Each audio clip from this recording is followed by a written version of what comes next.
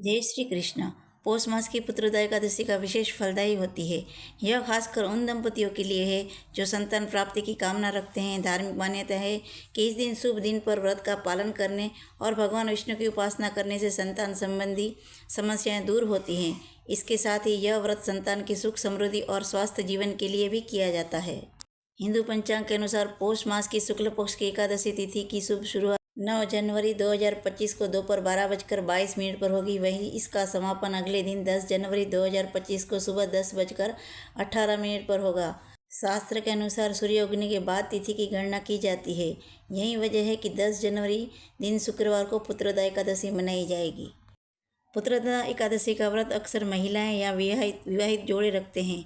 जो पति पत्नी संतान प्राप्ति की कामना रखते हैं वो लोग इस व्रत को करते हैं। पुत्रोदय एकादशी का व्रत विष्णु जी के लिए रखा जाता है। शास्त्र के मुताबिक संतान के रूप में कोई पूर्व जन्म का संबंधी ही आकर जन्म लेता है। शिव पुराण के मुताबिक पुत्र या पिछले जन्म का कर्ज चुकाने आता है या शत्रुता निकालने के लिए आता है। शास्त्र में 4 तरह के पुत्र बताए गए हैं: ऋणानुबंध पुत्र, शत्रु पुत्र, उदासीन पुत्र और सेवक पुत्र।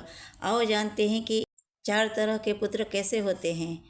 ऋणानुबंधन का अर्थ होता है कि जिससे आपका ऋण बंधा या ऋण संबंध है। यदि आपने किसी से अपने पिछले जन्म में किसी भी प्रकार से कोई कर्ज या ऋण लिया है और आप उसे समय पर चुका नहीं पाए हैं तो आपके इस जन्म में वह चुकाना होगा। जिसका आपने कर्ज नहीं चुकाया है वह व्यक्ति आपका पुत्र बनकर आएगा और वह तब तक आपका धन बर्बाद करेगा या करेगी जब तक कि उसका ऋण चुकता नहीं हो जाता। शत्रुपुत्र प्रचलित मान्यता के अनुसार यदि आपने पूर्व जन्म में किसी को किसी भी प्रकार का दारुण दुख पहुंचाया है और वह व्यक्ति आपसे किसी भी तरह से बदला लेना चाहता है लेकिन वह बदला नहीं ले पा रहा है और इसी तड़प में मर जाता है तो निश्चित ही वह व्यक्ति इस जन्म में आपका पुत्र बनकर लौटेगा और फिर वह अपना बदला पूरा करने में कामयाब होगा। उदासीन पुत्र, जैसा कि शब्द से ही विहित होता है कि यह पुत्र आपके प्रति उदासीन ही रहेगा, अर्थात इसका होना या ना होना एक ही समान होगा और आपकी सारी की सारी अपेक्षाएं धरी की धरी ही रह जाएगी। इस प्रकार की संतान अपने माता पिता को न तो दुख देती है और न सुख। यह भी देखा गया है कि इनका विवाह हो जाने पर ये अपने माता या पिता से अलग हो जाते हैं। सेवक पुत्र, यह पुत्र सबसे अच्छा माना जाता है। मान्यता है कि यही आपके पिछले जन्म के बिना किसी लालच या स्वार्थ के सच्चे मन से किसी व्यक्ति आदि की सेवा की ही है तो यह व्यक्ति आपने यहाँ जन्म लेकर आपकी ही सेवा करने अपना कर्ज उतारेगा। उल्लेखनीय है कि जरूरी नहीं कि कोई आपका पुत्र बनकर ही वह ऋण चुकाए या बदला ले। कोई आपकी पुत्री बनकर भी ऐसा कर सकती है। यदि आपने किसी स्त्री से कर्ज लिया है तो पुत्री रूप में ही वह जन्म लेगी। ऐसा माना जाता है कि पिछले जन्म के कर्मों से ही इस जन्म में संतान मिलती है। शास्त्रों के मुताबिक पूर्व जन्म के कर्मों के आधार पर ही व्यक्ति को इस जन्म में माता पिता, भाई बहन, पति पत्नी, दोस्त दुश्मन जैसे रिश्ते मिलते हैं। हालांकि कुछ लोगों का मानना है कि कर्मों का दंड इसी जन्म में पूरा नहीं मिलता। कर्म अटकाय है, यानी कर्म का फल भोगने ही पड़ते हैं, चाहे अच्छा हो या बुरा। और हमारे पिछले जन्म के फल रूप में ही हमें इस जन्म के सारे रिश्ते मिलते हैं। चक्रव्यूह घूम रहा है, हमारे कर्म फल बनकर कभी न कभी अवश्य भोगने पड़ते हैं। इस संदर्भ में हम एक कथा श्रवण करते हैं। मथुरा की माठ तहसील के एक गांव में एक युवक गंभीर रूप से बीमार पड़ा।